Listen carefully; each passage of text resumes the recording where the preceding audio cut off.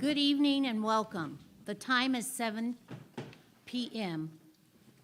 The November 15, 2022 Altadena Town Council meeting is called to order. Tonight, we are honoring our veterans.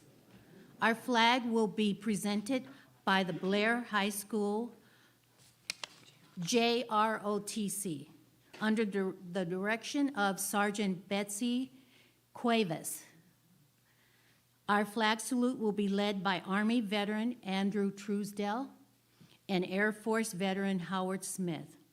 Army veteran Andrew Trusdale was drafted into the military to fight in the Vietnam War on October 11, 1966. He was 26 years old.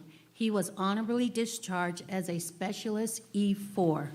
He has been a resident in our community since 1971. Okay. Air Force veteran Howard Smith joined the military in 1979. He served as a cost and management analyst controller. He was honorably discharged in 1983. He recently served in the USA Air Force Air National Guard Cyber and Aerospace Intelligence as a financial management technician. What is a soldier? A soldier, whether active duty, discharged, retired, or reserved.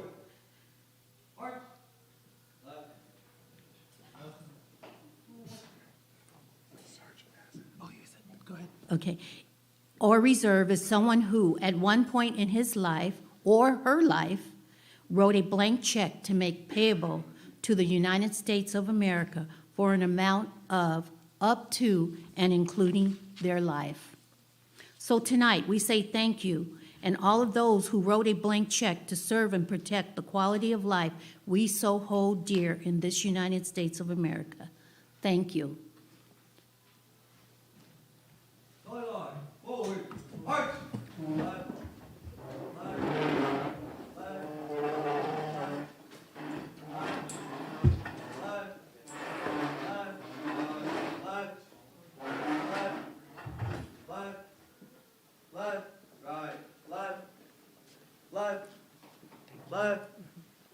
Left, right, left. March on. March. Left, left, left, right, left, left, left. Hold on. Hold. Left. Pace. Prison. Close.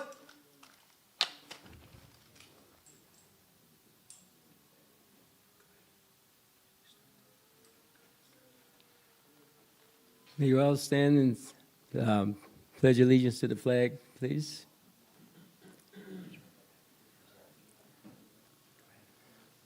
I pledge allegiance to the flag of the United States of America, and to the republic for which it stands, a nation under God, and liberty, justice for all.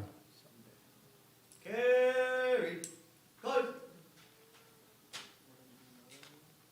Right. Pace. Forward. March.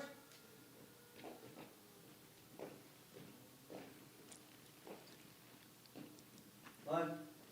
Left. Left. Right. Left. Left. Left. Left. Right. Left. Left. Left. Left. Right. Left. Forward. Go.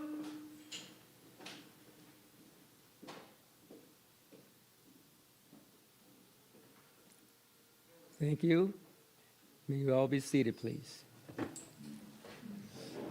Okay, thank you. Okay, we are going to start with our roll call. Our Secretary, Dorothy Wong. Thank you, Councilmember Jones. Let's start our roll call with Councilmember Reginald Wilkins. Present. Thank you. Councilmember Doug Cauliflower. Here. Thank you. Councilmember Dr. Sandra Thomas. Present. Thank you. Councilmember Chris O'Malley. Here. Thank you. Councilmember Billy Malone. Present. Thank you. Councilmember Nick Arnzen. Present. Thank you. Councilmember Sylvia Vega. Here. Thank you. Councilmember Diane Markison. Here. Thank you. Councilmember Amy Lyford. Here. Thank you. Councilmember Victoria Knapp. Present.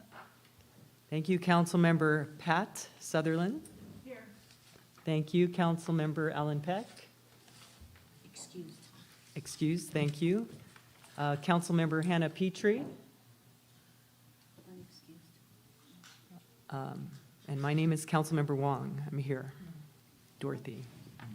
Thank you, We have a quorum. thank you. Oh, sorry. Councilmember Daryl Aranda, sorry. He's here. He's here. Sorry. And Yes. Councilmember Veronica Jones. I'm here also. Okay, Thank you. yeah. We have a quorum. Yeah, we have a quorum. Thank you for that.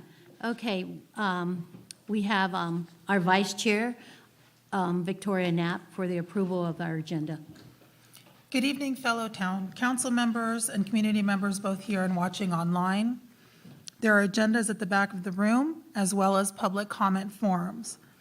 The council welcomes input from the community on both agendized and non-agendized items. If you would like to make public comment, please fill out the form and give it to a council person on either end of the table.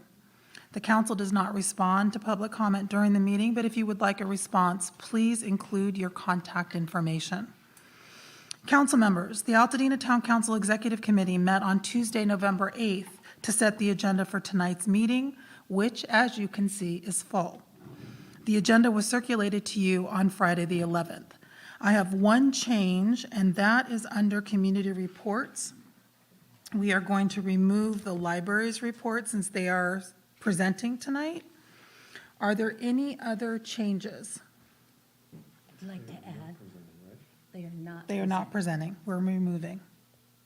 Go ahead. I'd like to add a census tract report, Okay, and what's 4610. 4610? So that'll make adjournment number 9, and number 8, we will have CT report, and that is 4610. Okay, any other changes? Vice Chair Knapp? Yes. I believe the library is not present at all, so they should be removed from both. No, Oh. they're right there. Okay, Oh, I'm sorry. great, good to see you. I didn't recognize you. Just like that. Oh, You were right on it. glad. Okay, any other changes? Then I recommend we approve the agenda as amended.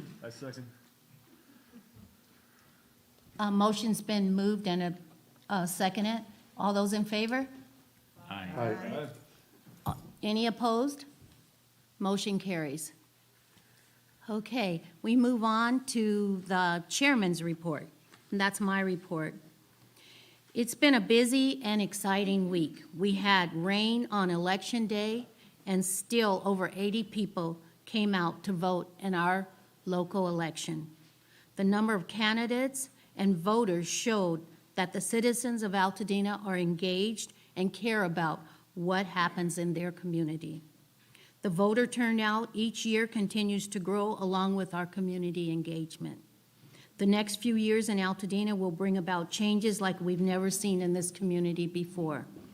Awareness and engagement from our community will be necessary. That concludes my report. Okay, next is our vice chair's report. November is Native American Heritage Month, and we acknowledge and honor the Tongva tribe whose ancestral land much of Los Angeles is built.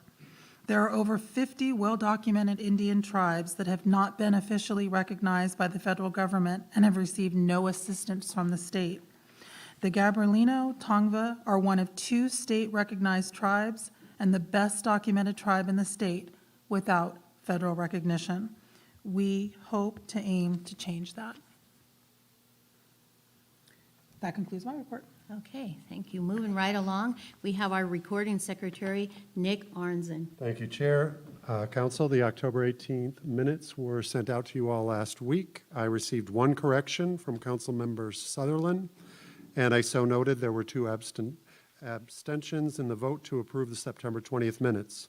Are there any other changes? Seeing none, I move that we accept the October 18th minutes with said correction. The motion has been made and seconded. Are there any, all those in favor? Aye. All those opposed? Motion carries. Any abstentions? Oh, abstention. I was Okay, not at the meeting. okay, One all right, abstention. one. Okay, all right, thank you. Okay, we're moving on to our treasurer's report. That's going to be really exciting. Really exciting. Probably the most exciting. For the period beginning on September 29th and ending on October 27th, 2022, we started the period with $872.57 in the account. We had $282 worth of deposits, mostly donations. Thank you, Altadena. We had a withdrawal of $13.99 for GoDaddy, a $12 service fee, and we ended the period with $1,128.58. And as I would like to remind all of you here and at home, this is a volunteer organization that depends entirely upon your donations to do whatever it is that we do. And if you would please drop a penny, maybe two, in the can when it comes around to you. We would all, Altadena would appreciate it. And that concludes my report. Okay, thank you. We're moving on to our correspondence secretary's report. Dorothy Wong, Councilmember Wong. Thank you, Chair Jones. So, welcome to November. I'm sure we've all enjoyed the month so far. So just some highlights coming up for the rest of the month. On November 16th is the ACONA meeting, and there's going to be some good topics there. So if you're not aware, you can find out more at aconaonline.org. One of those meetings is the mandate to cut back on electricity using solar panels, and our speaker will be David Ford from SCE. And then also learn about gray water from Joseph Ferrer of the Graywater Corps. So learn about that, Acona Online, and we encourage you all to support the Altadena Farmers Market on Wednesdays from 4 to 7. And I'm sure we'll hear some other great things coming up, and we're going to have an exciting December. So if you have anything you want to add to our website on the town council, my email address is Dorothy, DOROTHY, .Wong, WONG, at altadena.towncouncil.org, and we have a calendar page. So thank you very much. Okay, thank you for that. Okay, we're moving along to our special presentations, and I just want to remind everybody that we do put time restrictions on our presentations. So just, if you would we'd appreciate it if you stay within that time frame, and I think everybody was told what their time frame was. So, okay, so first we have Altadena Eliot Arts Update by Dr. Benita Scheckel. Did I say her name right? Well, good evening, everybody. It's great to see you. I'm Dr. Scheckel, the proud principal of Altadena Eliot Arts Magnet. This is my 6th year as principal of the elementary and my 2nd year as principal of both the elementary and the middle school. So I wanted to come tonight and spend a little bit of time with you to let you know what's been going on with this one school, two campus design. I have just 2 slides for you, so as soon as they come up, I'll show you what I have to show you. But I wanted to kind of take you back in time for just a moment. So 2 summers ago, I was standing on a lanai in Hawaii, having just a wonderful time with my family and thinking, wow, I'm rolling into my 5th year as a principal. The pandemic's pretty much over. I get to be with the students in person. And I got a phone call from our superintendent, and he said, would you consider being principal of both schools? Now, remember where I was, so I said, sure. And over the last year and a half, I have realized that not only am I a glass half full person, but I am a glass overflowing person. So it's a really good thing that I don't see any trouble ahead, and so enthusiastically say yes to almost everything. So there have been some bumps in the road, but it has also been really beautiful and exciting. So we can go to the next slide. Thank you, Ms. Wong. So what we're trying to do, and what I've been charged with, is to create this one school, two campus design. Altadena Arts Magnet was one of 3 schools in the Pasadena Unified School District to receive a multi-million-dollar federal art magnet grant in 2017. And I'm not sure how much you know about this, but we were an under-enrolled, underperforming elementary school. Some people who worked there felt like we were forgotten. And in the course of our first 3 years, and over COVID, we doubled our enrollment. So we went from a little under 200 to, I think now we're at 478 students. We have outgrown our campus. We have 2 bungalows now for 5th grade. And I think part of this big dream is to also maybe look at how we can open up the middle school campus so we can create more space at the elementary so that we're not turning students away, especially in a declining enrollment district. So the great news tonight is we just found out on September 30th that we received $5 million at Eliot Arts. So this is a $5 million grant over 5 years, and it is to do 2 things. One is to deepen and expand our arts offerings, turning Eliot Arts into a conservatory for the arts, as well as bringing the French dual language program from Altadena over to Eliot. So we have our first group, our pioneer group. There are 4 students at Eliot now in the French dual language program, and they're having the time of their lives. So we lost about 40 students in Pasadena Unified School District this year to CS Arts, which is a charter school in Dorothy. They do not have a middle school program. They're putting our students in their regular Dorothy middle schools, and then they're busing them to an arts program after school. And so I say no.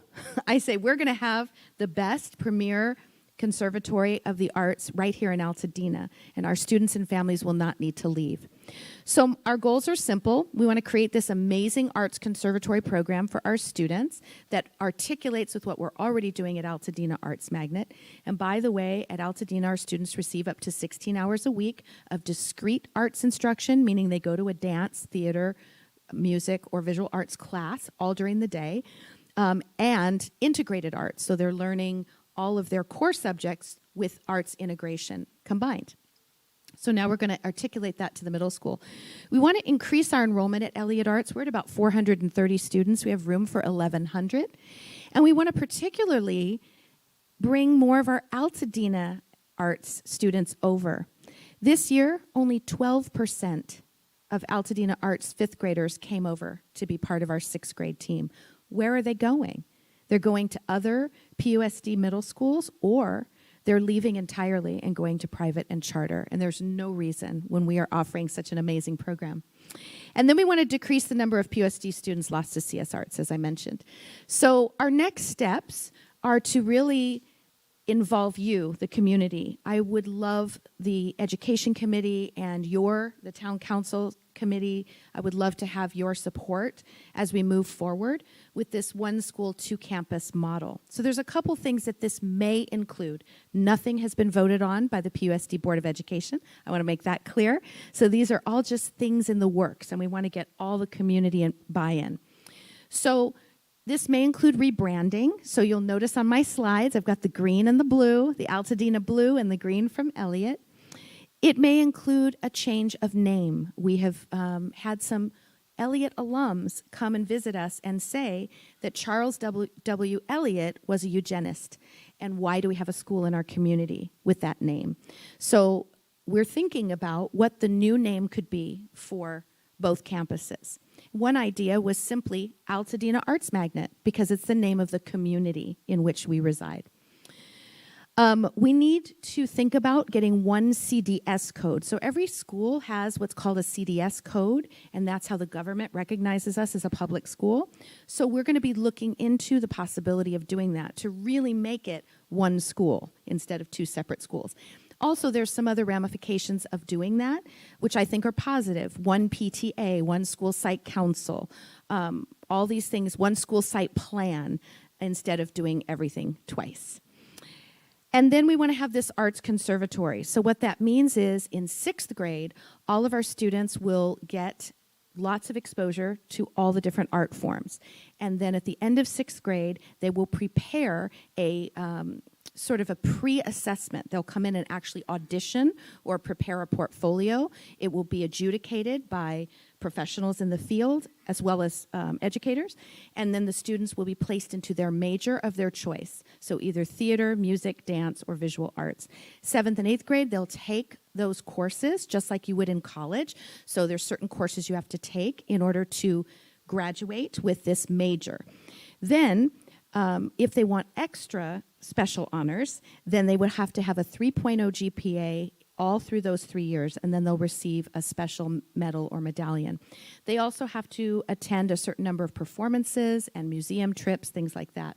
And in 8th grade, they'll do their 8th grade defense, where they will show what they've learned in their time at Eliot Arts, and then be ready to move on to a performing arts high school if they choose.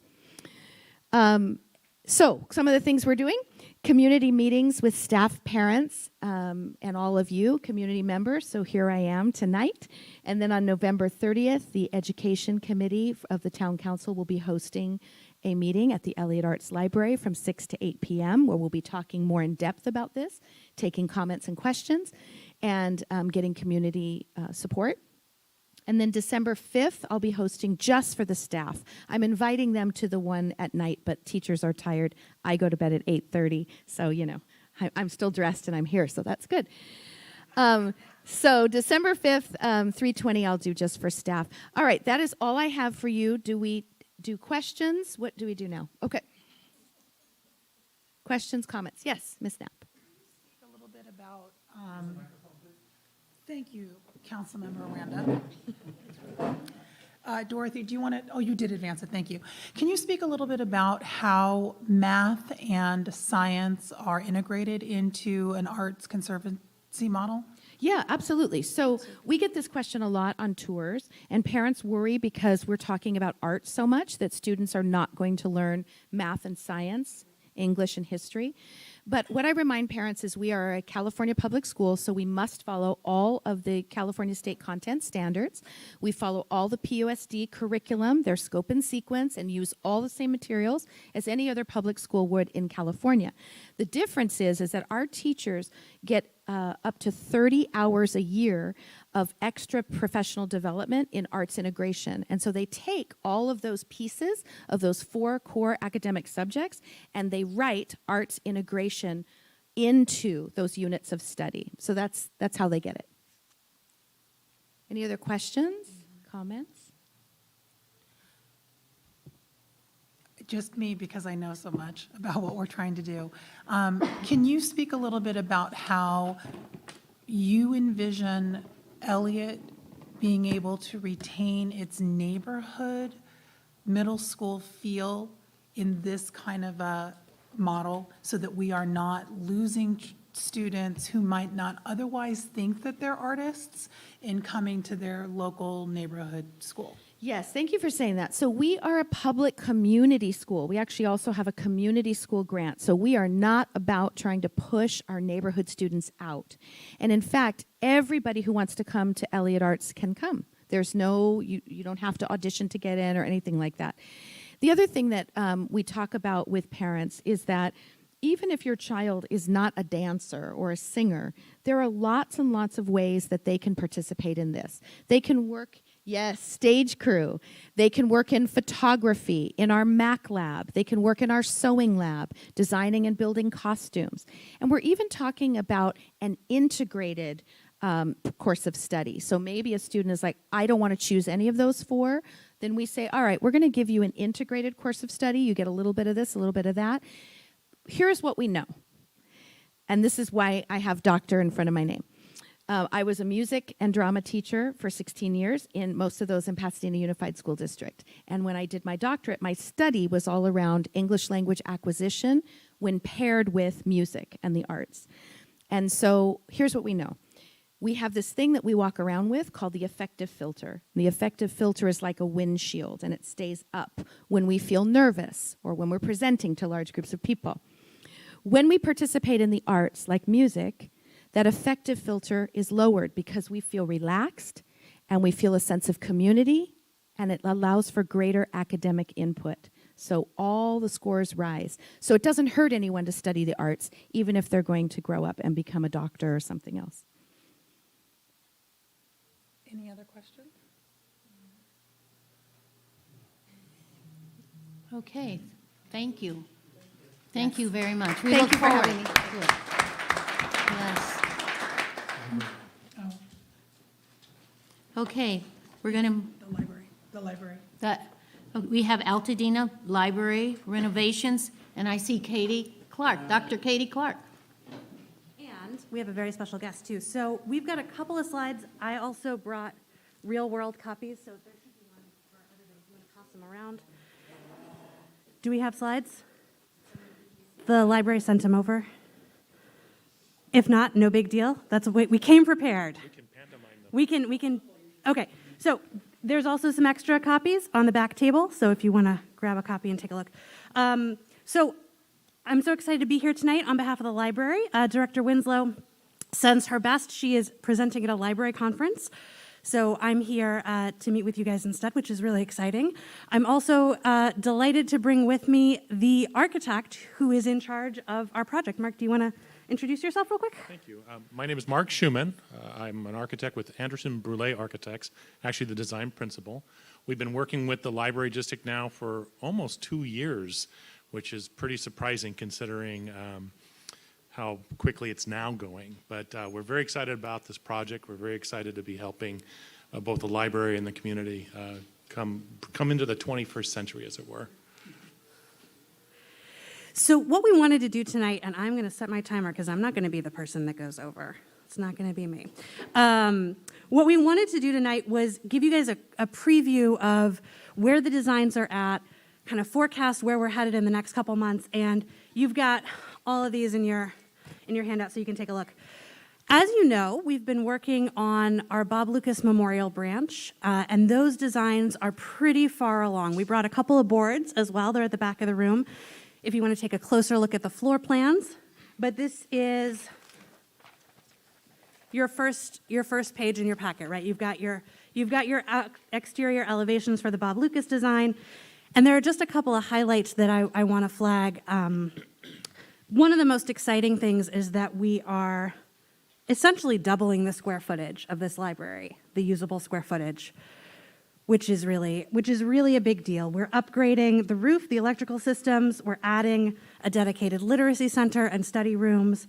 And Mark, do you want to talk a little bit about some of the design choices that went into the Bob Lucas branch? Sure. Okay. Thank you. So as Katie was mentioned, there was an addition of square footage because we realized that the size of the library was really hindering how it could help the community, both specifically and at large. But one of the things that came out of it was the fact that the building is so unassuming at this point, and a lot of people drive by it and probably think it's not even a library of some sorts. And so there was a desire on the part of the staff and the different committees that we worked with to make sure that people knew that they were passing by a branch of the Altadena Library, and specifically to celebrate the fact that this is a literacy center, which is pretty rare as a standalone opportunity for library districts, and you guys have one. The other thing was the idea of letting people know that there's services here. There's a corner with windows that's right where the children's story time is, so you can picture in the later evening, especially this time of year, as you're driving home, you'd see these kids being read to, having fun, lots of bright colors and excitement, and you think to yourself, oh, I need to come back here and bring my children. I know there's a library here. So that was really one of the driving factors. The other nice thing is that we're replacing a lot of asphalt with reading gardens, outdoor space for people both to come together and to be alone. So they're on such a small site, but we were able to design something like that. So one of the things that you'll see in your packet is that we are pretty far along in this process. Right now, these plans are with the county, and we're waiting for their sort of final approval on all of this. But we feel very optimistic that everything is gonna move forward and be in really good shape. We're also now at the point where we're starting to envision what some of the renovations will look like at the main library. And as all of you know, because we've had this conversation for probably decades at this point, there are a couple of really important priorities. One is maintaining the historic character of this mid-century modern building, right? It has really distinctive architecture. We really want to be sensitive to that, preserve that.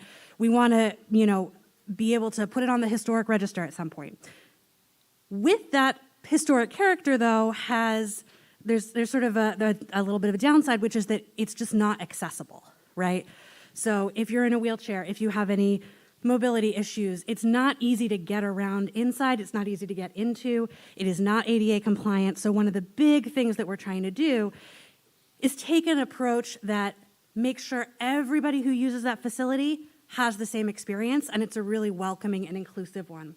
So if you take a look, you can see here, this is the current, just to remind everybody, if you're not looking at plans like we are every day.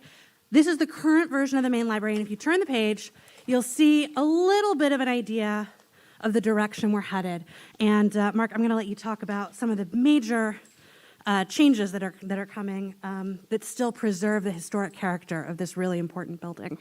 By all means, thank you again, Katie.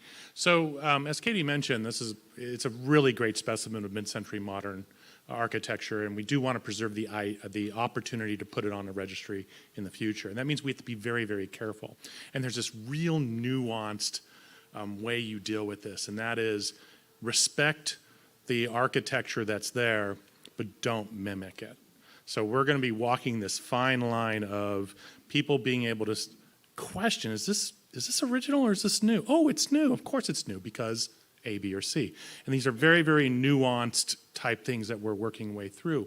But even half a step back, or I guess it's kind of intermeshed, is really we're taking in very, very prominent position of not just access, but equity. We do want to make sure that as I'm approaching the building, as I come onto site, as I come inside and I head upstairs, that my experience in a wheelchair, on a walker, blind even, is equal to the experience of my able-bodied friends.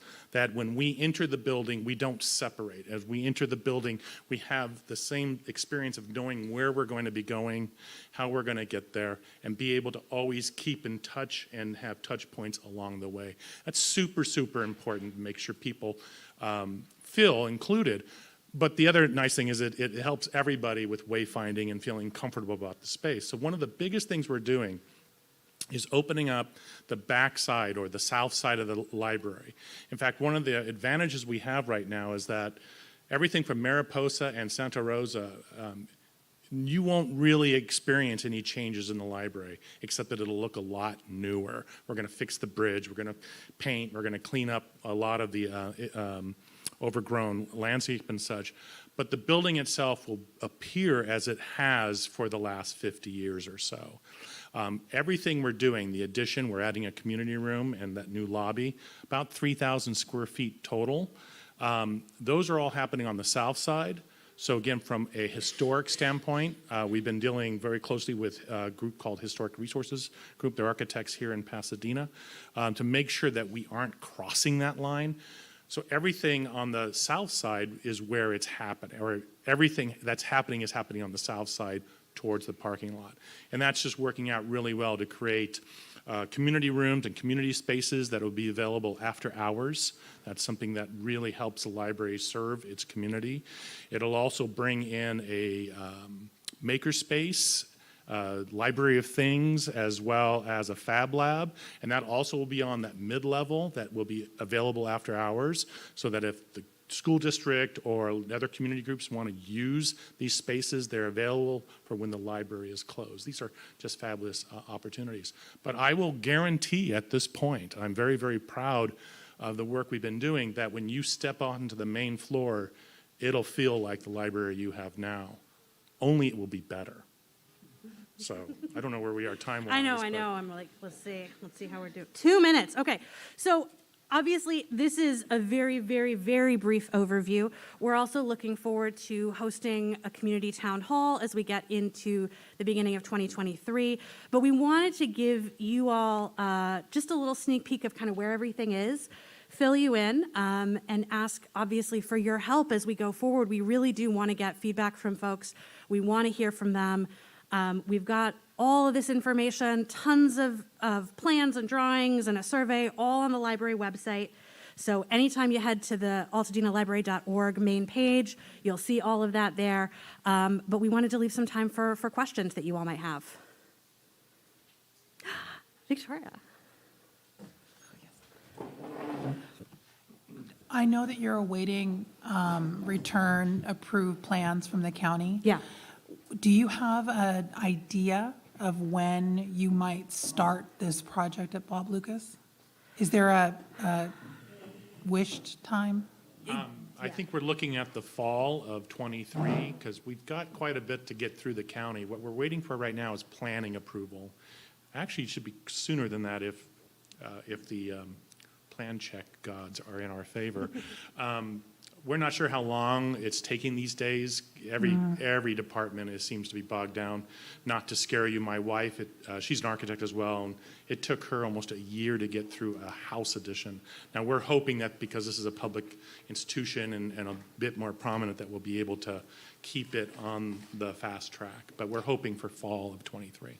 And then did you secure space for the storage of the collection or for access when it's under construction? So we are working on this, and I'm looking over at Doug because I know you've been working with us closely on this question. So we've got a couple of options, right? We've got sort of on-site portables, which is the easiest, the cheapest, but also kind of the less, it's not the greatest, but it will work. What we're really hoping to do is find some space that we can use both for storage of materials, but also for programming, right? So people can come in, pick up their books. We can do some, library stuff. We can do some story times. We're hoping that maybe we can work something out with PUSD and that we can find some sort of arrangement in a space there. We have looked at some other commercial spaces, but to be honest with you, the amount of money it would take to make those spaces accessible, we just can't spend public money improving a commercial site. Like, that's just not going to work. So we're working on it. If anybody has any great ideas or knows of amazing open spaces or wants to help us move that process along, we would be delighted. So, yeah. I just want to make a comment. During Saturday at the voting poll at Bob Lucas, we had at least 3 people who said they came there because the main library was not accessible. They couldn't do stairs. Yeah. So that was really, and they said, we can't do stairs, so here they It go sucks. over here. It sucks. I will never forget, we had one of the chamber music concerts. This is, I don't know, maybe a year or 2 ago now. And there was a gentleman who came and he was, I would say, conservatively in his late 80s, and he had a walker. And he said, this concert was amazing. I loved it. It was so great to be here. And he couldn't go to the reception because there was a set of stairs down in the community room. And that's totally unacceptable. So we don't ever want anybody to have that experience. So yeah, I really feel you. Okay. And just one more comment, that wall at the Bob Lucas Library, Yes. I think it's important. So I just want to put that out there. I That's agree, and important. I thank you for that. So one of what Councilmember Jones is referring to is we're looking into ways to preserve, restore, maintain the mural on that wall in the parking lot at Bob Lucas. And we feel I think you weren't in the meeting we had subsequent to the meeting you were in about this, but our consensus is that is a hugely important piece of the Bob Lucas Library. Unfortunately, the wall was not primed when it was originally painted, so the paint is peeling. So we have a couple of thoughts about how to go forward, but our kind of plan is to, again, open up a community conversation about how we can respect that piece, preserve it, and also deal with some of the structural and, kind of technical issues that exist with the paint. But yeah, I couldn't agree with you more. Okay, thank you. Mr. real quick, it's not a question. Okay.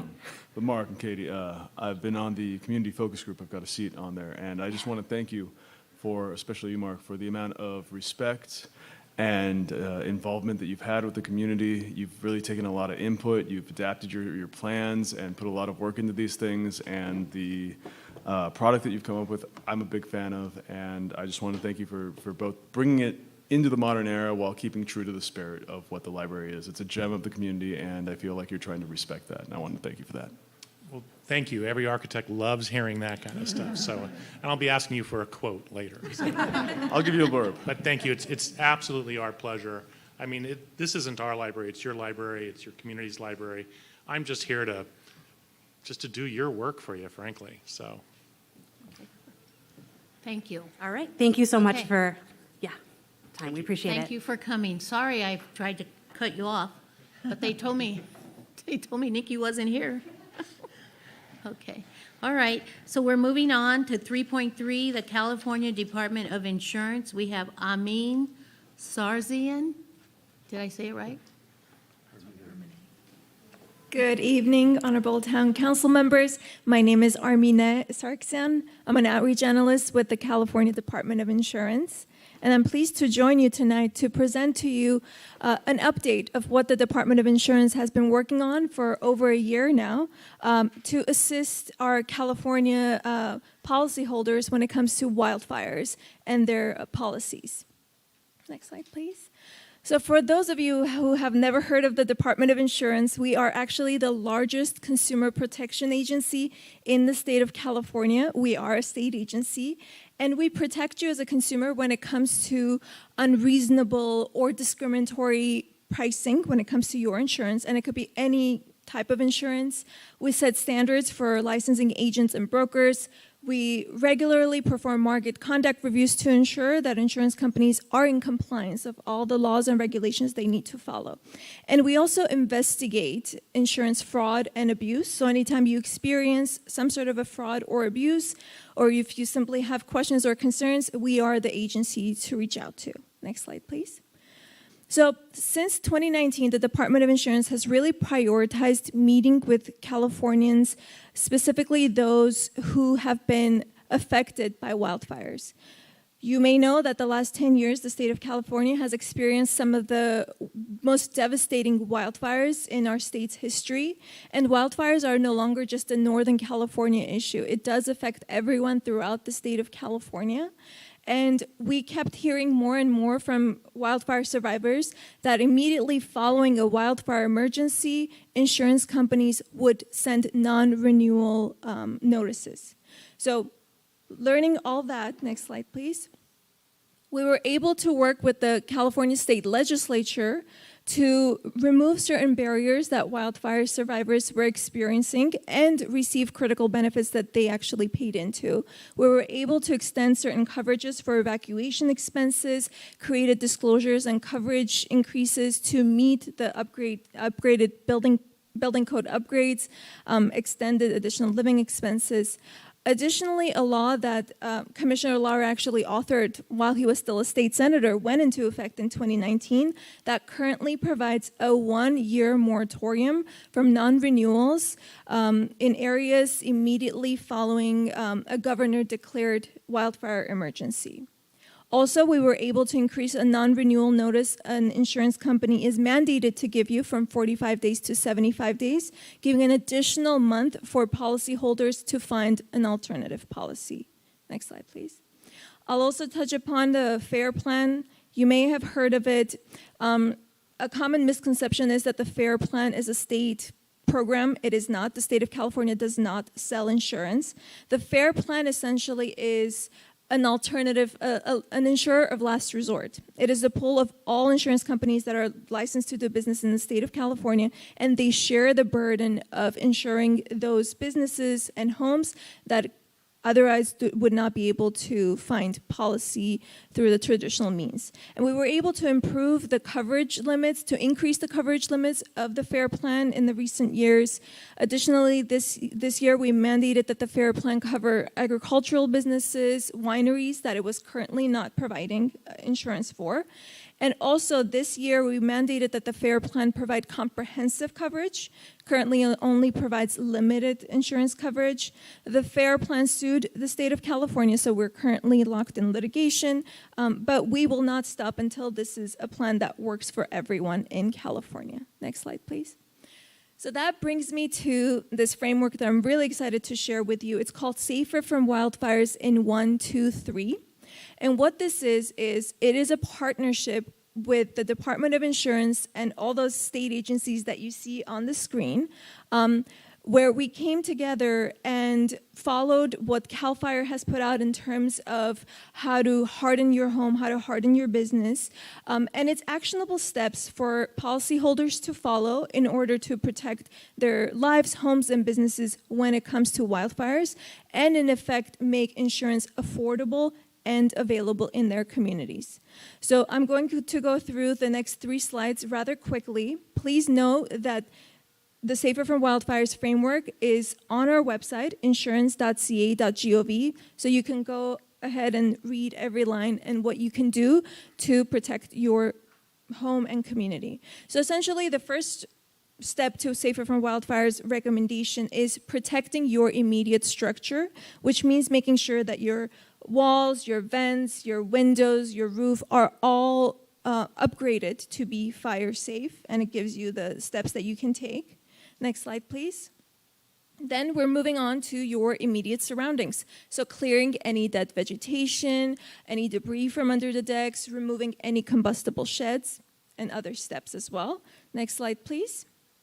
And also lastly, and probably the most crucial step, is working together as a community.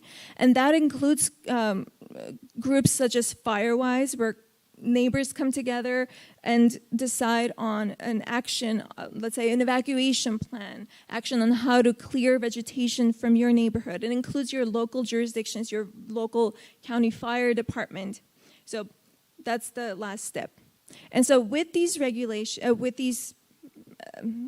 action steps come the regulations that I'm very excited to say just went into effect. It was finally approved by the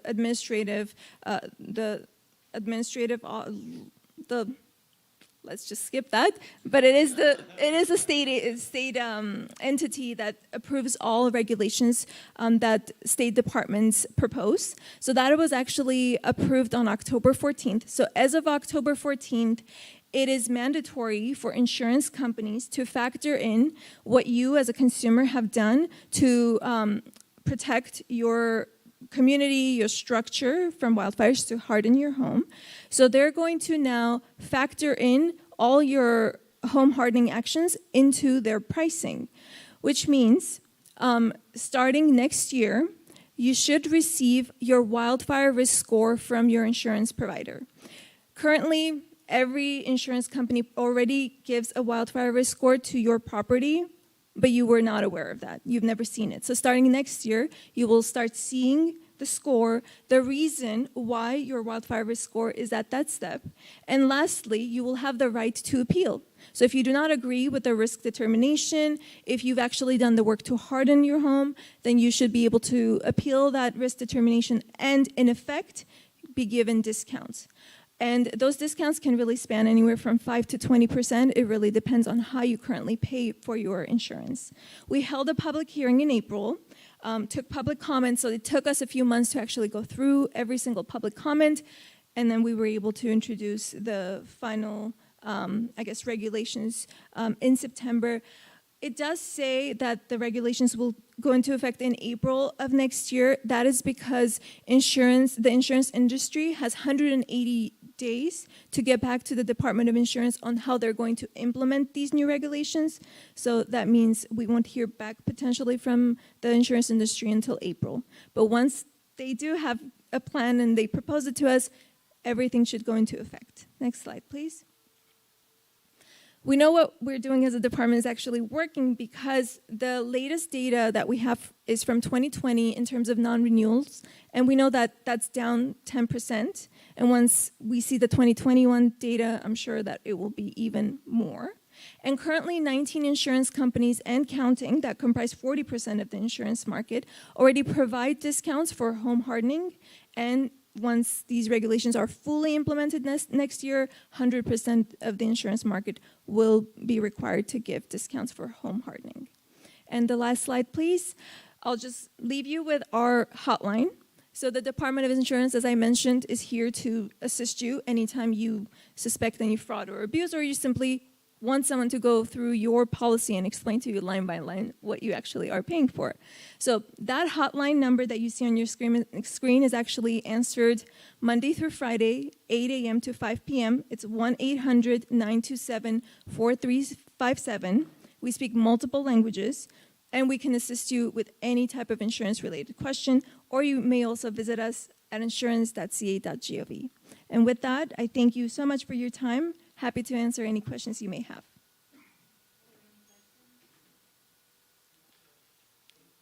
Thank you so much for your time. Thank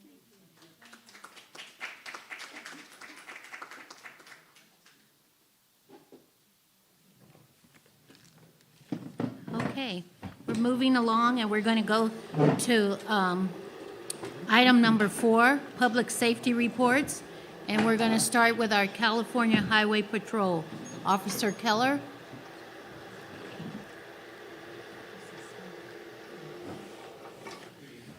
Good evening, Council and members of the community.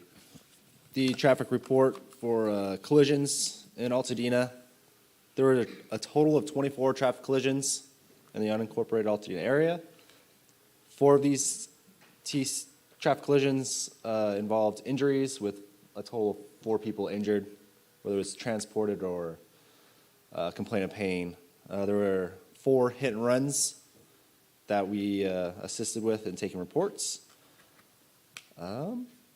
We are still actively patrolling the schools here, Eliot, Arts Magnet, and we have been patrolling through Altadena and Lake when time permits. We are observing a lot of speed and distracted driving, people driving with cell phones.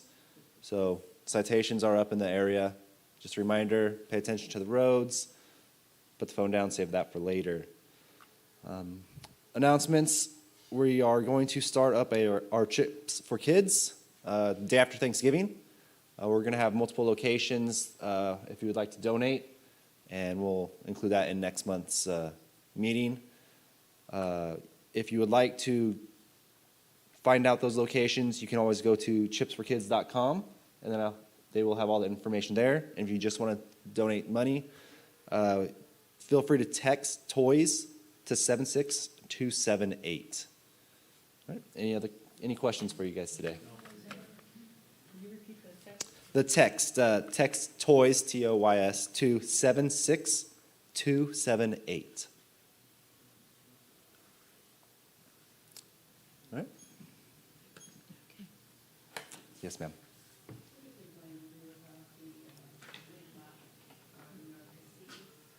The what?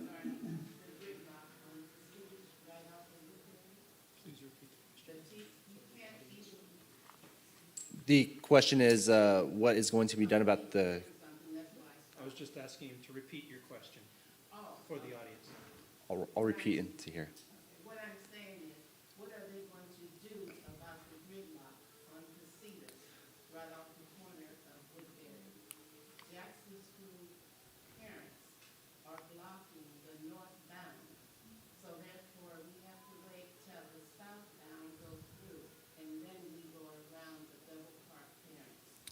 Okay, so the question is, what are we going to do about the gridlock occurring on Casitas near Jackson School?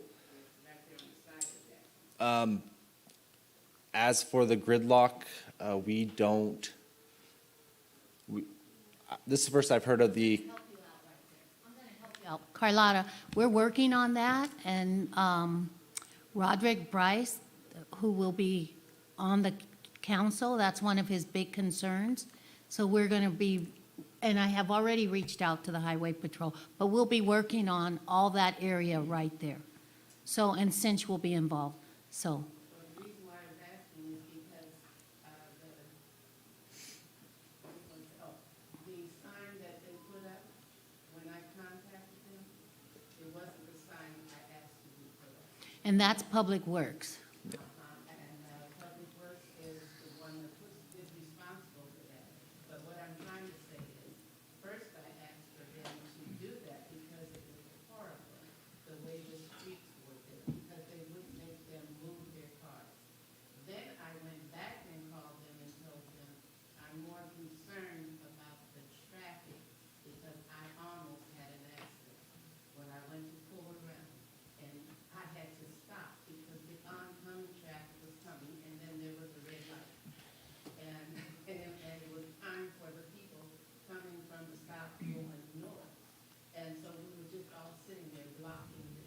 Okay, we're gonna talk about it.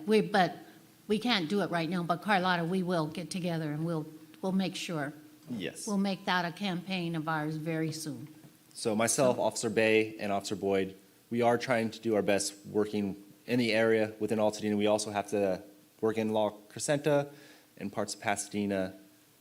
We have about 20 different schools that, a lot of the same complaints everywhere, and we're spreading ourselves out and we're getting a schedule so we can address those issues. And feel free to send me an email. I'll give you a card, and I'll give the council a card as Yeah, well. we've set up things, yeah. Perfect. Okay, but we'll take care of that. Are there any other questions from the council? Oh, right here. Okay. Good evening. Is there a time in which you engage with principals at the schools directly? So I know that, for Eliot and Altadena Arts Magnet, I ran point along with Madeline and Alan to try to help facilitate with Public Works and with you and with the parents. But with some of our other schools that are not within the PUSD district, we have, there's a charter school on Allen at Altadena Drive. We have a similar problem where there's a four-way stop there, but traffic gets backed up on Altadena Drive, sometimes all the way back past Noble. Or parents will be trying to make a left to go up into the car line and they block that intersection. So I'm just wondering, is there a point in which you're engaging the principals directly? Should we be facilitating that when we know there's an issue? Or do you want the council person to engage the principal and then work with you in Public Works? Yes, please reach out to me. Let me know the issue, times of the day that you're noticing these things, what the issue is, and we'll add it to our list and we'll address them as we can. And if we feel we can speak to the principal, find a new pattern to help out the issue, we'll work with them on that. And if you guys have any information or any input or ideas, please let us know and we'll try to make it happen. Thank you. Any more questions? Is there any, the traffic would be controlled on Casitas because it's like a little mini freeway? And Andrew, that's part of what we're gonna be working on, that whole area with Casitas. We sent pictures in to Public Works and the Highway Patrol. So we'll get together and we'll do that, Yes, okay? we'll work hand in All hand. right. Thank you. Okay, thank you. Have a good evening. And one other thing, just a message for your captain. I did speak to him about the open case, and he was supposed to send some information or something, but if you just remind him Okay. that we are still waiting to hear from him about that. Open case? Uh-huh, Edward Bronstein. yeah. Okay, I'll find out for you. Thank you. Have a good day. Okay, thank you, thank you. Okay, we're gonna move right on to our Altadena Sheriff Station, Captain Jabari Williams.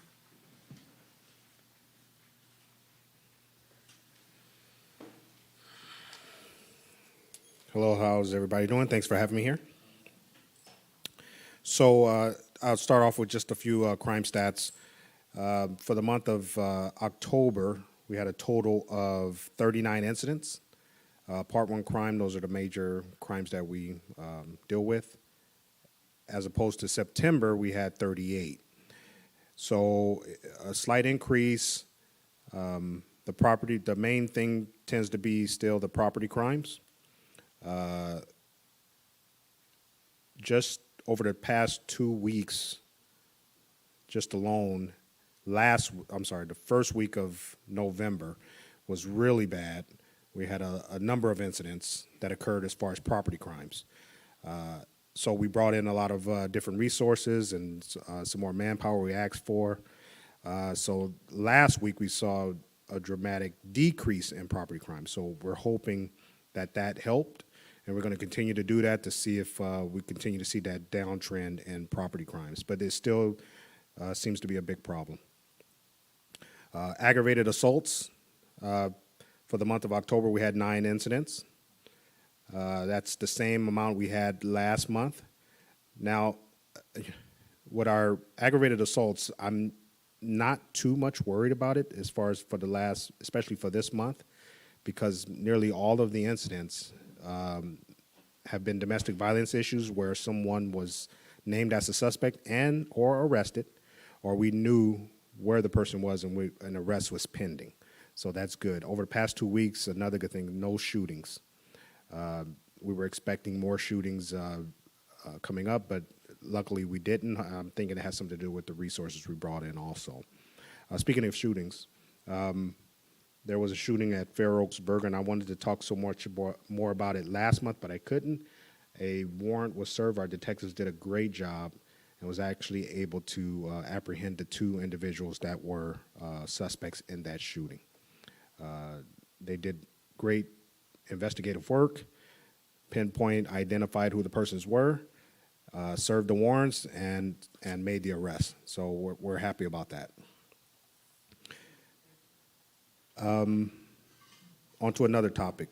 I just want to talk about it briefly. Everybody knows the issues we're having with fentanyl in our county and nation. It's a big problem. So I just want to make people aware of it if they're not. Fentanyl is a very dangerous drug. It's sort of like a depressant that kind of bothers people's respiratory system. It's 50 times stronger than heroin, 100 times stronger than morphine.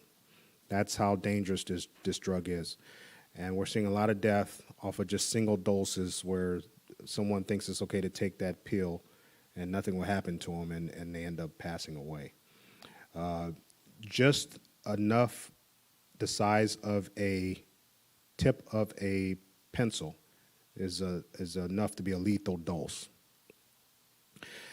It's really becoming a problem or an issue because we're seeing it in the schools. Fortunately, we have not seen any school incidents here in Altadena, but we hope to keep it that way. And I've talked to some people at some of the schools, and they've said that they're on that too, as far as education-wise, and they're trying to get something called Narcan. And I just wanted to bring one in so everybody could see what it looks like. Now, if there is an incident, this Narcan is something that helps to counteract the fentanyl side effects. We've used it twice within the last 3 months here at Altadena on the streets, and it worked both times. And those were just suspected fentanyl cases, but still we don't take any chances. The good thing about Narcan is you can administer a lot of it, and it will not hurt you. So if anybody hasn't seen it, here it is. And we're trying to make sure that the schools have it, and they told me that they do, which is a great thing. They're on it already.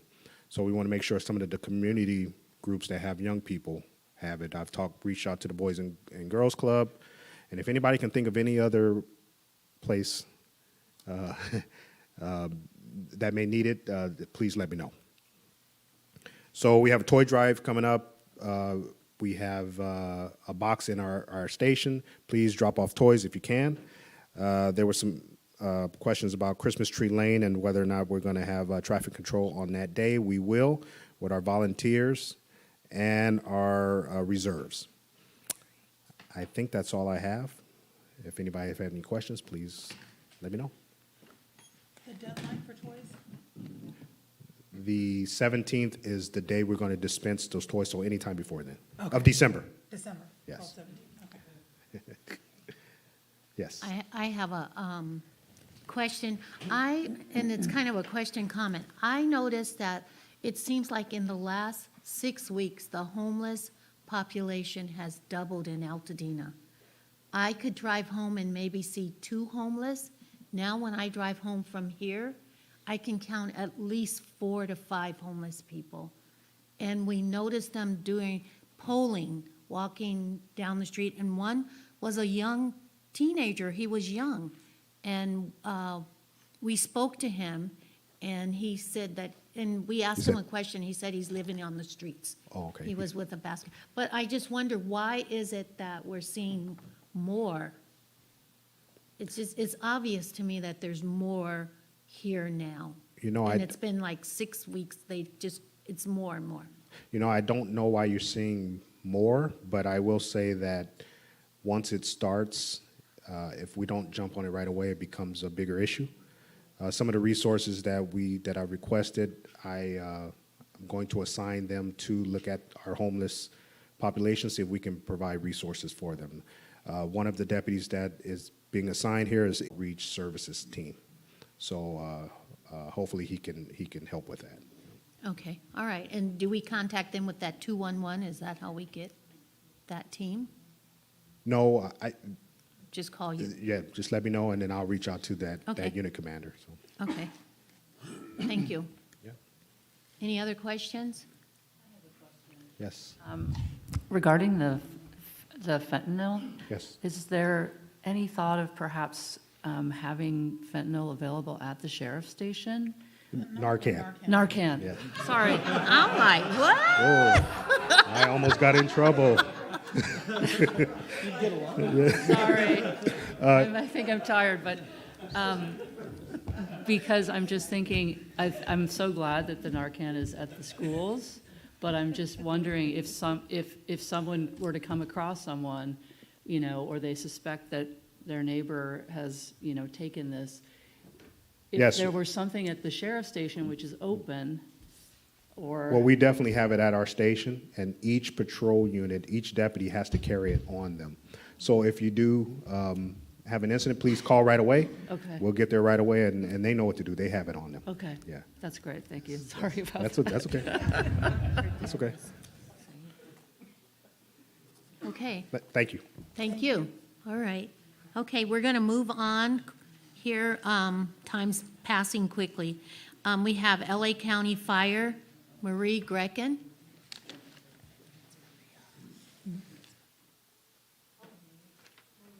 I'm sorry. That's okay. I- I answer to almost anything. For the month of October, there were a total of 361 responses. In Altadena, we had 3 fires. One was a structure fire on Grandeur Avenue, accidental. It was in the interior wall of the living room, and it was caused by some plumbing work that was being done in that area.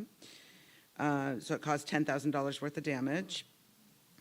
And we had a cooking fire and a trash fire. And then we had a gas spill on Fair Oaks Avenue on the 11th, but no damages from that. And then we had 5 instances of what we call hazardous condition, which is wires down, arcing wires, any of those.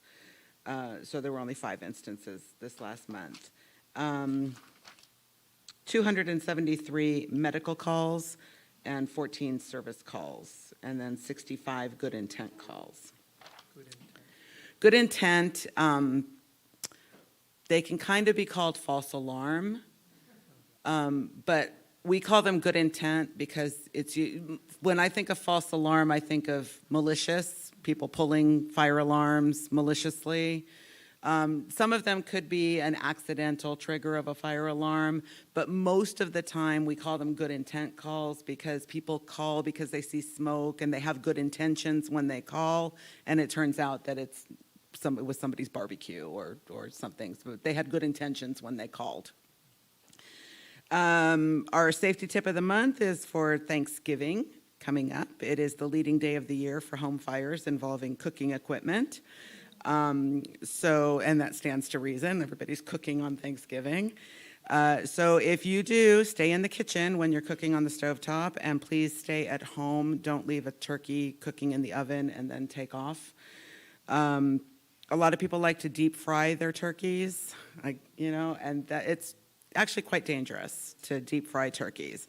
So if you are going to do that, please make sure that the turkey is completely thawed before you put it in your deep fryer, and cook it outside and away from anything that can burn, including vehicles. Don't cook it near a vehicle.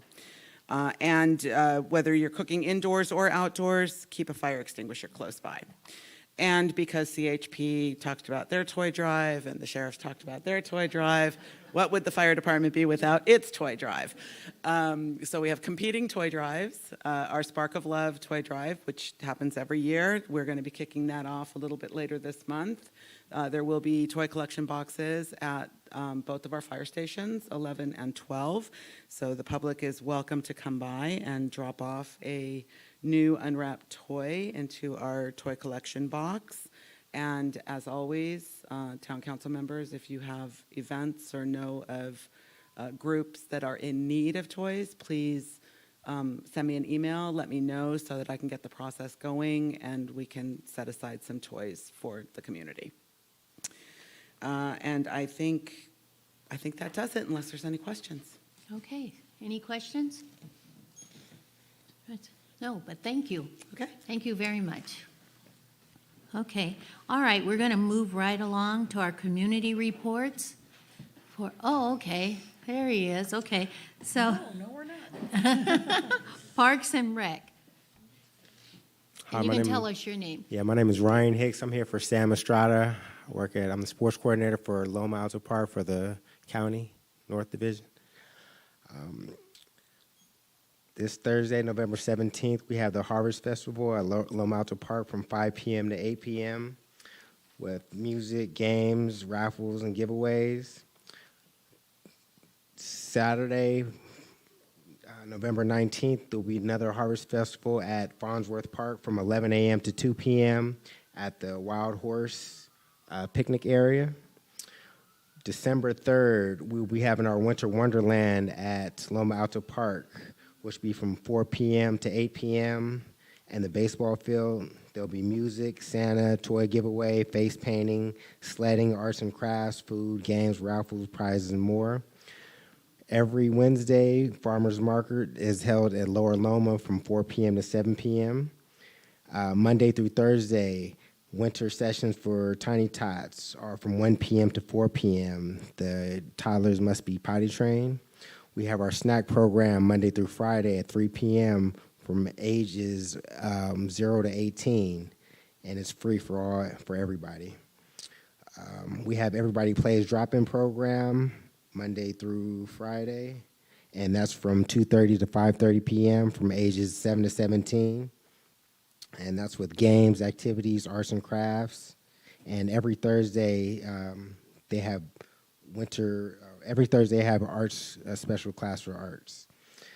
COVID vaccine exams and vaccinations are at Loma Alto Park on every Friday from 4 p.m. to 7 p.m. and Saturdays from 11 a.m. to 3 p.m. And they will also be at our Harvest Festival from 5 p.m. to 8 p.m. Our sports, we're mid-season for soccer. We are bringing our kids from Loma Alto Park. They practice at Loma Alto Park, and they play in the stadium at El Carrizo Park on Saturdays. We have lacrosse that goes on at Loma Alto Park and at Richard Rio. That's still open for kids to sign up. Basketball season is getting ready to start, so sign-ups are open now. Registration is open, and that begins January 7th through March 11th. And that is all. Thank you. Thank you. Any questions? No? Okay. Can I ask a quick Oh, we question? do. How many tons of snow? Do Oh, we know? wow. We'll We see. don't know? Well, It's good. I'll talk to Sam. He said we'll be sending out the email with all the information, everything. Okay. So December 3rd is coming up, so we'll give it to you this week. Okay, thanks, Ryan. All right. Okay, we're moving on to the chamber report, our very own Dr. Sandra E. Thomas. Greetings, everyone. Madam Chair, I'm sorry. Okay. Madam Chair, and to my fellow council members, it's again my privilege to be here this evening to report to you on behalf of the Altadena Chamber of Commerce. For those of you that may not know, the only reason that a chamber exists anywhere is to do what we can for our local businesses. So we ask that you support our local chamber and the things that we try to do. I have some very exciting events coming up, and I'd like to share a few of those with you this evening. On December the 3rd, our annual Sip and Shop holiday celebration will return at Mariposa Junction from 12 to 4. You don't want to miss it. On December the 10th, we will be participating in the annual Christmas tree lane lighting ceremony. Finally, we are currently accepting applications for our annual Citizen of the Year and Business of the Year awards for the year 2022. The applications are due on December 2nd and are available on our website, www.altadenachamber.org. The awards ceremony and installation dinner will be held on February the 3rd, 2023. So, and it's going to be at the Altadena Country Club. So don't miss it. We'll be looking for you, and we want to have a lot of fun. As you can see, we are continuing to present events designed to meet the needs of our diverse community. And we look forward to seeing all of you at our upcoming events. So, in closing, I'd like to just thank all of our council members, the old ones and the new ones, the young and the beautiful, for all of our dedicated service. And to everyone else, I want to say thank you for your attention and thank you for your time. Madam Chair. Thank you. Thank you for that report. And please participate in the BOY-COI Business of the Year, Citizen of the Year. The nomination forms, if you can't find them on the website, I can get them to you. It's important that we have those nominations in to highlight our businesses and our citizens that are doing so much. But thank you. Okay, we're going to move on to number 6, the committee reports, and we're going to start with our election. And I just want to say thank you to all those who took the time to come and vote in our local election. I was honored to be a part of that event, and it showed that our community could show up and show out. So I appreciate that. Okay, so Sylvia Vega, Chair of our Election Committee, we're ready for your report. Okay. Good evening, Council. Mike. Michael. Yeah, I know, I was saying I don't Mike. have a mic in my report. It's Sylvia, not Mike. I don't have a mic in my report. Okay. Good evening, Council and members of the community. I want to thank you for allowing me the opportunity to chair the election. It was fun, exciting, and I learned a great deal. I had a great team that worked with me. The election committee members were Victoria Knapp, Yolanda Dorsey, and Bridget Brewster. I want to say a special thank you to Victoria Knapp, who always made herself available if I needed anything and always was in my corner ready to help. I could not have done this without you. The election was held on Tuesday, November 8th, and on Saturday, November 12th. There were 3 polling locations: Bob Lucas Library, the main library, and Patty Cake's Bakery. All the voting was to take place outdoors, and then due to the heavy rainstorm on Tuesday, November 8th, we had to quickly pivot and hold the voting inside the community room at the main library. So a big shout out to Nikki Winslow and her team for assisting us in making that happen. As Madam Chair said, 88 neighbors came out to vote in the pouring rain on Tuesday, November 8th. I also have a big thank you to Vache Lavad from Patty Cake's Bakery, who offered us his outdoor space at his bakery for the voting, along with, again, Nikki Winslow and her team, who helped us to navigate using both the main library and the Bob Lucas for polling locations. We are grateful for the support from NBBA, who hosted the candidate forum, AltadenaElection.org, who did the recording and made all those available to the public, Altadena Sheriff Station, the community volunteers, very strict for the wonderful poster artwork, El Patron Restaurant, as they donated lunches and dinners for the poll volunteers, and of course all the candidates who decided to throw their hat into the ring to make Altadena an even better town. This year we had a total of 10 candidates running for 6 seats in the census tracts. We had a total of 296 votes. Now, Census Tract 4601 and 4603.01 did not have any candidates running. The winners are as following. Here are the winners. Just go with me, okay? My shield is up like Dr. Yeah, my effective, yeah. Census Tract 4602, Nick Arnzen. Census Tract 4603.02, Chris O'Malley. We have a new council member, Census Tract 4610, Roderick Anthony Bryce. Census Tract 4611 is Alan Peck. Census Tract 4612, our own Doug Cauliflower. And Census Tract 4613, Diane Markison. I'd really like to thank everyone who gave of their time to volunteer, the community for coming out to vote. It was so fun to see different community members come with their kids, with their dogs, who biked there on Saturday, who walked. It was just fun to see everybody who came out to vote. And especially the wonderful women who gave up their time to join the election committee. Truly, it was the best team. We were a small group, but we were a powerful group. The winners will be sworn in at the December Altadena Town Council meeting. This concludes my report on the November election. I move that we accept this report and certify the results. Second? Dr. Thomas, second. Okay, all those in favor? Aye. All those opposed? Any abstentions? Okay, so we accept and certify the election results. There's one more thing in regards to the election. As I mentioned in the report, there are two census tracts with vacant seats, 4601 and 4603.01. We will be accepting applications starting Friday, November 18th, will be on the website. The deadline for the applications will be Friday, January 6th, 2023, and we will vote and seat the winners at the Town Council meeting on January 17th, 2023. Okay, thank you. Okay, thank you for that report. Thank you for your time and dedication and money. She used her own money for a lot of stuff. She made it fun. Yeah, thank you, Sylvia. You're welcome. Okay, we have our land use.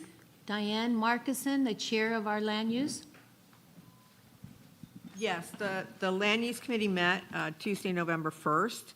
We reviewed two projects, but took action on neither one of them. They were presentations only. One is that the historical resident project, which is to create an Altadena Historic Highlands, which will be adjacent to Pasadena Highlands. That's ready to go to hearing in January, and regional planning has taken feedback. Anybody else has any feedback on it, they can give it to regional planning, and that hearing will happen in January. The other project is a project on Lake, 2052 Lake Avenue. That's a new low-income housing project. They gave a presentation on the plan and the design of the building. No groundbreaking will take place for about a year, I believe, and the building will be 4 stories, but all other codes will be followed. There's more information to come on that. This is one of those with the density bonus, so they have to follow our code with the exception of the height restraint. And that's all I had. Okay, thank you for that, Diane. Okay, we move on to 6.3, our Education Committee, Victoria Knapp. I just wanted to report that Pasadena Unified School Board District 1 participated in the recent election. The trustee was up for election, and the incumbent, Kim Kenny, was reelected to another 4-year term. And as was mentioned earlier, the Education Committee is hosting a town hall on the future of Altadena and Eliot Arts Magnet. That will take place on Wednesday, November 30th at 6 p.m. in the library at Eliot Arts Magnet on Lake. Registration is recommended and is through Eventbrite. We invite the community to attend and give their input and feedback. That's it. Okay, thank you. And I just want to say, even if you don't have kids in the school system, it's important that we be aware of what's happening to our schools and our communities, because they're shrinking, they're dwindling down. So it's important, even those of us that don't have kids there, to be aware and be informed and have a voice in what happens. Okay, our next report is 6.4. That's our Communications Committee. That's my friend Nick Arnzen. Thank you, Chair. So after talking about it for 9 months, we finally launched the welcome packs. I will tell my fellow council members it's a joy to deliver these. The people are always very excited to see them, so please take advantage of my emails telling you you have new homeowners once a month. We're also going to have the new council member packs ready for Roderick and whoever else comes into place. So we're obviously shifting focus with the communication committee, which means we're going to choose new goals, new projects to work on. If any of my fellow council members want to join the committee or any residents care to join the committee, please get a hold of me. It's a great committee to sit on. It's one brief meeting a month. And you can reach me at nick.arnzen@altadenatowncouncil.org or find any of us on the altadena.towncouncil.org website. That's it, Chair. Okay, thank you. And I delivered one of those packets on my street, and I put in the Cinch newsletter in there also. So when we have in our community, so Cinch, your newsletter can go in that packet. Just wanted to make that comment. Okay, we have 6.5 safe streets, and that's Dorothy, Wong. Thank you, Chair Jones. Quick announcement. First of all, the Altadena Safe Streets Committee advocates for safe, inclusive, and healthy streets for all users, regardless of modes and ability. And then a quick notice from Metro on December 11th. The schedules will be changing in December 11th, 2021. 22, sorry. And will increase service for lines 260, which actually starts in Pasadena, 501 and 662, which is clockwise and counterclockwise. Our next meeting will be a quick check-in on November 17th. We'll also have one in December, focusing on community walks, doing assessments around parks and schools. The 20th of November is World Day of Remembrance. So we'll put out a little social media campaign just talking about the fact that lives have been lost due to traffic collisions all around the world and in Altadena. LA County, by the way, has a Vision Zero action plan. Stay up to date on that as we transition off of the slow street signs into a more sustainable long project. On that note, today a student was struck at the intersection of Altadena Drive and Lincoln. This is the third intersection collision of a student and a vehicle. So we've been working on that closely with Highway Patrol, Public Works, and the schools. More work needs to be done. So one of the greatest solutions we have is safe routes to schools, which is a way to address traffic safety inclusive of the community, supporting physical activity, encouraging walking and biking, and is the most successful program using the 6 E's: evaluation, education, encouragement, engineering, and equity. Safe routes to schools for the win. And my time is up. Thank you. Thank you, Dorothy. And hopefully we can get you involved down on Casitas and Woodbury also with safe routes. Jackson's right there. Okay, so next we move on to something really fun, our holiday party. That's me. Oh, that's you. I am happy to announce that after a 2-year hiatus due to the pandemic, the Altadena Town Council will be hosting our community holiday party once again. This party will be immediately following our December 20th Altadena Town Council meeting right here in this room. Council members, I will be sending out a sign-up and will forward the flyer for the event to you to share with your constituents. So again, that's December 20th here. We provide food, and we are looking for a little bit of entertainment, likely from one of our schools. Choirs, yes, we are. So it's fun. Yeah, it'll be fun, and you don't have to sit through a 2-hour meeting. Our meeting is We do 1 condensed. hour, We yeah. do 1 hour or less, and then we have fun and party. Yeah. So, okay, so now we're moving on to general public comment. Do we have all the comment cards over here? If you have a card, please give She's it. gonna, yeah. Give it to somebody at the end here, or you can give, yeah. Okay, so just a reminder, you have 2 minutes to speak at the podium. I'm going to call people, excuse me, a couple of people at a time so that you can be prepared. Let me just get the rest of, yeah, I'm sure. Yeah, and a lot of them are on the, Polytechnic? The Poly School. If we maybe can come together and speak on that together, we can bring all those up at one time, unless someone doesn't want to do that. Okay. So can we call So the we've names? got, I'm going to call them up. Okay, go ahead. Okay, so we've got Lauren Markle, Michael Bakay, Barry Penn, Grace Lee, and Justin.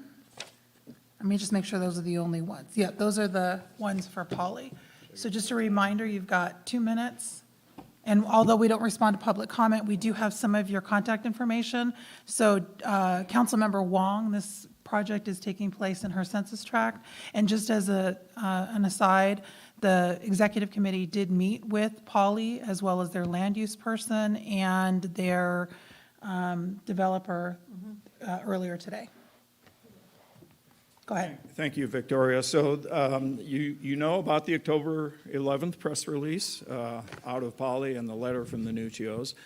So let me remind you that how unique this site is. It's 78 acres. It actually comprises almost 1.5% of the total land area in Altadena. And Nuccio's Nurseries comprises 13 acres in the southeast corner of that 78. This property adjoins the Angeles National Forest. It is completely with the state-defined very high fire zone, and in fact, indeed burned in the 2009 station fire. I live on Cheney Trail, so I'm actually friends with Tom and Jim, and I know them quite well. There are 2 seasonal streams running through this property that feed into the LA watershed. There are 5 significant ridge lines as defined by the county. 80% of the property is within the Altadena foothills and Arroyo's special ecological area. 70% of the plot is designated hillside management areas, which limit what you can do in development, and this is all county mandated. The sole ingress and egress to this site currently is Cheney Trail, which most of you know is a narrow two-lane, windy, hilly road. This is not consistent with the guidelines of the Altadena community standards. The satellite school and athletic facilities, which will likely include a football and soccer stadium, will dramatically increase the risks to public safety, to Poly students, teachers, and staff, the residents in nearby neighborhoods, and the hikers, bicyclists, and equestrian riders. Locating a satellite school and athletic facilities on this site is wildly inconsistent with the county's community wildfire protection ordinance. I ask that when the plans are formally submitted and LA County reaches back to the Altadena Town Council, that you consider these facts. Thank you. Thank you. I'm Barry Penn, and this is my first time here, and I'm here really just to see how this civic stuff works, because also, as Michael said, we would like an opportunity to have our show and tell, and I guess we would fall under the special presentations.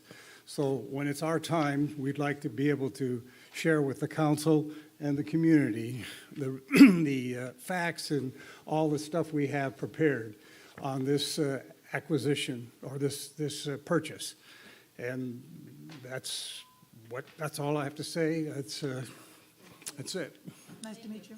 And just a footnote, Barry is the one who did the exhibit out in the corridor out there. He's the one who did that. Yeah. Hi, my name is Lauren Markle. I'm a resident here up on Loma Alta Drive, and thank you, Madam Chair and council members. Yeah, I'm very fearful of this poly expansion plan up at the Nuccio's property. You know, it's a pristine wildland area, and they're going to come in with athletic facilities here, and it's going to be a ton of traffic coming up in there, probably hundreds of cars. You know, parents racing their kids up there, you know, late for games and, you know, creating a very hazardous situation. And you top this off with, you know, what was mentioned earlier about this being a very high fire severity zone. So it is very dangerous in that regard. But, you know, there are a lot of families, there's dogs, there's bikers, equestrian, you know, there's a lot of horses that use Cheney Trail, and it's very narrow. And, to have these parents racing up there to, and I'm a parent too, but I know how it is. And, you've got horses, bikers, and there's blind spots you cannot, get around. The safety issues are going to be significant, not only from, trying to get out if there's a wind-driven wildfire, but, I worry about the potential, harm that will come to folks that, walk that trail every day. And there's a lot of them. If you've ever been up there and see people walking their dogs up there, my kids are up there walking our dog all the time. So I hope that as the land use committee thinks about this, they see this is really inconsistent with the very rural nature of, that end of Altadena. The closest commerce we have is a mile away with, a couple of mom and pop shops. The lights, being on at night, it's just going to disrupt all the wildlife up there. It's a significant ecological area with tremendous variety of wildlife, and that's all going to be at risk here. So I just would ask you all to kind of think about this isn't really the character of that part of rural Altadena. I have a tremendous amount of respect for the Nuccios as neighbors. They're wonderful people, and respect for Polly as well, but this just isn't the right fit for this part of Altadena. And I think Maranatha tried a similar kind of development up in Sierra Madre, and they also rejected that for similar reasons. So thank you for your time. Thank you. Grace? Hello. I think I've got like a double effective filter up right now, but thank you so much for letting me bend your ears briefly. So my husband and I, we moved 6-7 months ago, and one of the main reasons why we chose, we live off of Chanery Trail, is for the nature, for the wildlife. My first experience when a bear turned over our trash can and tore out all of the bags, and I had to clean up like 30 minutes, my first reaction was, my first experience with a bear. It was really, really special. And so, so what I want to express are my deep concerns to the extensive time it would take for the construction. And then when everything is finally built, what will it do, if it hasn't already been done, to the habitat, to the wildlife, to everything and everyone? And I know that one of the main reasons why we chose this home, and why so many people are going up and down to walk and camp and hike, is because of that beauty. And it would be really terrible to have like multi-level buildings and football fields and all that kind of stuff. And just wanted to let you guys know that. And I see my 30-second sign. Thank you. Justin? Hello, my name is Justin Block, and I can't really add much more to what everyone else just said, but I will just say I do have concern about, say, effectively putting a football stadium in the middle of a forest. Seems like a strange idea. You might have kids smoking under the bleachers, start a fire, just a scenario that might happen.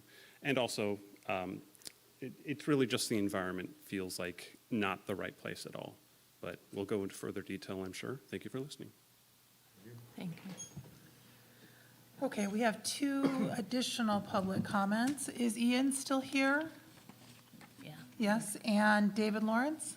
Great. You guys want to step up to the podium, and then Ian, you want to go first? Sure.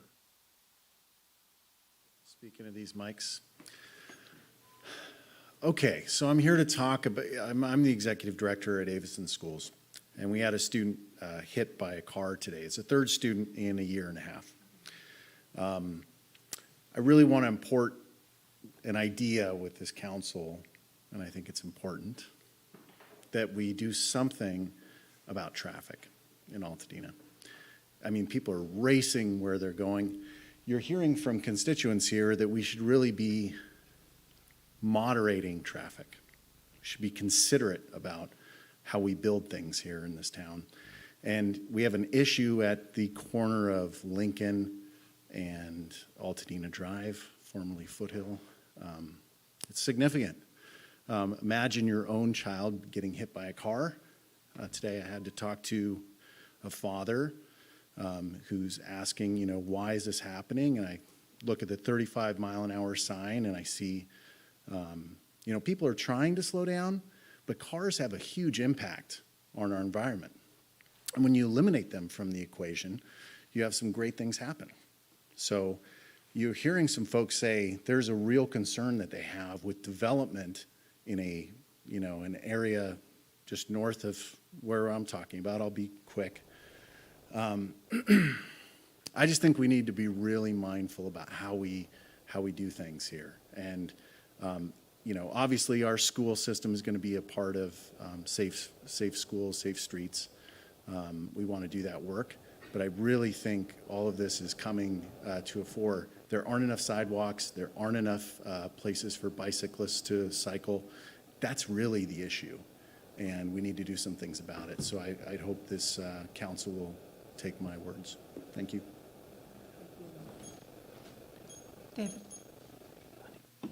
Hello, Council. Thank you for letting me address you this evening.